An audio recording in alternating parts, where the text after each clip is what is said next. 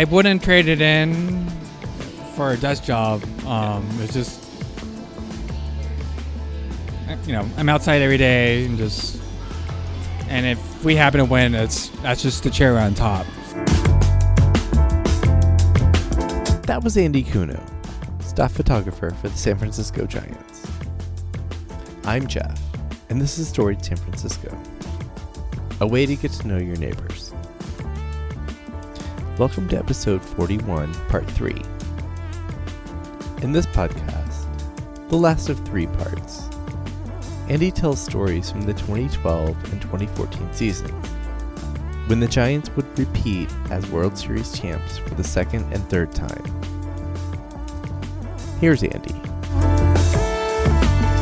Again, the person scheduling me, at another beer meet, fucked me over with it. I never got to Cincinnati for that. And who do we play after the Cards? No. Was it the Cards? Yeah, Cardinals. But I got screwed over for the first couple games. We played 1 and 2 at home for the Cards, right? I think it started at home. Because that went 7 games. And then went to... And then we went to the Zito game in Game 5. St. Louis, but then came back. The other way around? Because we had elimination games. So 3-1. Game 5. Game 5 was Zito, the elimination Zito game. I remember being in the clubhouse. In St. Louis. In St. Louis. And this is like another favorite Bochy story of mine. I'm just shooting the clubhouse. I'm like, look and go, we have nothing to lose. I'm just going to document this moment. Players in the locker room doing whatever. I'm shooting Bochy kind of from afar. And he kind of sees me like, Andy, whoa, what are you doing? I'm the next door PR guy. I'm like, just killing time. And next thing I know, Bochy is singing, killing time, I'm just killing time. And I'm thinking, okay, if he's this loose, I feel very comfortable about what's going to happen. 5 against the Cardinals in 2012. Zito's career with us hasn't been the most terrible, but hey, what Zito did in that game, well worth 126, 127 when we gave him. Whole thing. Let alone what he did in the World Series too. But that game alone was amazing. Didn't he have a hit or 2 base hits? Right? I think he had at least 1 hit and maybe an RBI. Yeah, definitely an RBI. Yeah. But that was an amazing game. And so that was Game 5. And then we moved to Game 6. That was the Vogie game, was it not? Back home. And I love Vogie to death. Wait, are we wrong? In 2012? Did they come home that went 7 games. Game 6 and 7? That one's... Yeah. Because we won in the rain, Game 7. Scooter-O. Although, everyone asked me, do you have a picture of Scooter-O doing that in the rain? No, that camera shoots 2,000 frames a second. There's no film camera that does it. It's a TV camera that does that. So... There's no still photographer that had that photo, period, because it's impossible. But that was. I just remember when it was dumping Game 7. They have to call this game or postpone it because look at that puddle in the infield. It never rains like that. It was ever. Dumping rain. No. I just remember after Romo closed it out, I ran out. Shot what I had to shoot, and after I got back to my room, all the dirt I kicked back onto all the mud I kicked up onto the back of my clothing. It was like, holy shit, it was rather wet up there and muddy. But what an amazing moment. I mean, just how everything came through during that series. And in a way, it's shocking that we swept the Tigers, considering how teeth and nail we were during the first 2 rounds. Yeah. Again, if you look at the Tigers when they had to play the Cardinals, they had a long wait too. Mm-hmm. So I think sweeping the early rounds isn't so much beneficial unless you have a ton of injuries. But when you have a team that's on, you can't. Momentum is such a catchy phrase for post-game quotes. Yeah. But sure enough, in this case, I think because we were riding this high, winning all these elimination games, it just brought that extra for our lineup, for our team overall. 2014. I'm not going to say it. No, actually, before the World Series, we'll go the Ishikawa game. Yeah. How fucking great is that? Because I have the shirt. He was there 2010. He wasn't like a favorable player that the Giants wanted to keep. So he was always on the bubble. Being Japanese American myself, like you kind of pull for a guy like I do, at least pull for a guy like Ishikawa. But what he did for our team in September, let alone the playoffs, was rather... And playing in the outfield and doing all sorts of crazy shit. That's out of necessity. We just needed his bat regardless. But the game against the Cards, it was... we were up. Oh, no, it was tied. Yeah, it was tied. It was tight. It was extra innings. No. Was it extra innings? No, or like ninth inning. Almost. And as a photographer, I'm just going to speak photographer jargon. Sure. I was either going to shoot too tight or loose. So either I was going to use 400 and shoot really tight. But I thought shooting loose, getting the fans in the background would make it more historic. So I gave my 400 to my grip. I'm like, hey, I'm just going to shoot with this. I went loose with a 7200. And him hitting a home run was the last thing on my mind. And I didn't know until after the fact, but as after the swing, his follow through, the way he's pointing his fingers in the air, just jumping up the first baseline, and these are like, to me, beautiful photos. Like, this is what you want. Because the whole time you're shooting him. Yeah, not the ball. Not the ball. Shooting him. The ball is inconsequential. Right. You get it. It's just a ball, but you want that human emotion in your photo. And you can't get anything better than that, like hitting a walk-off homer, let alone a walk-off homer that propels your team into the World Series with a 3-run homer. And I remember running out as he was running the bases to shoot him, with a wide angle at home plate.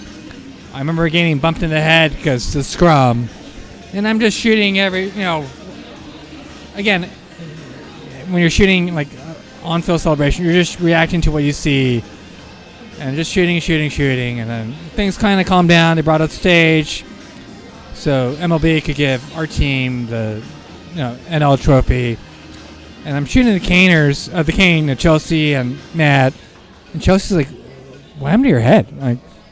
And Matt's like, yeah, you're bleeding. I'm like, what? And I touched my head. I have this huge bump because of the scrum. Because I got hit by my own camera. I was concussed, but yeah, let's just 4 say years ago. So let's just say I did, for bonus points. But yeah. I kind of remember that. But what an amazing moment! For Ishikawa. You could. And again, I wish he was still integral to our team afterwards. But again, he got paid. Yes. Not a lot, but he got a nice bump. But you wish guys like that would get longer than that. Yeah. Selfishly. Giants lore forever. Yeah. Like right up there with Scooter Rowe. Bobby Thompson. Like yeah. for the... Oh, yeah. Yeah. I love the fact that they brought him back as kind of a coach for the minor leaguers. He's like a roving guy, giving his story. Mm-hmm. And I remember walking into it, I didn't know he was giving one during his past spring training. I was dumping gear at the minor league complex, but he's addressing the entire team or the group. How he just said, I wasn't the best player. But, I just had to make most of humility. Yeah. And it might have been Vogie, too, that was talking. That same thing. I wasn't the best pitcher, but I was there. I gave him my best. And that's all, Who knows how your career is going to be. It's not going to be such in black and white. It's right. Yeah. But it's great to have guys like that back in our organization. So that year, I was not screwed over for every playoff game. I was, who did we play? We played the Nationals in the division, right? The Cardinals again. Yeah, I know. We also played, but Nationals division and then the Cardinals Pirates for the wild card.